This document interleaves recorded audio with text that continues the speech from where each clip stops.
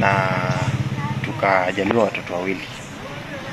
Ile kuishi tumeishi na huyu Alice ni kuishi ngumu sana. Hatujai kuwa na amani. Ile watu wanasemanga hii familia inakaanga na amani, watu wanapendana, hatujawahi.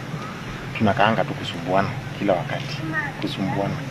Hatumeishi hivyo. Yaani wazazi wetu mpaka babake akakuja kufariki. Babake amefanya kesi mingi sana zetu. Kila mara nilikuwa naendea babake, ndio babake ndiye alikuwa ananielewa. Nilikuwa namuendea tu. Naenda namuelezea kuna hii shida, kuko hivi na hivi. Kimuelezea ananiambia, utamleta huko. Mimi napanga siku tunaenda.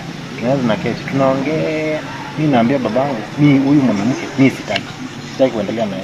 Mungu ananiambia, unajua ndoa inakuanga hivyo. Tunarudi, tunaendelea kukaa.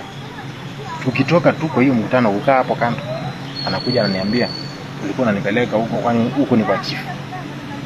Sasa ananiambia, sasa tumeishi tu, mimi ni vile sipendangi maneno mengi. Tumekuwa tukiishi.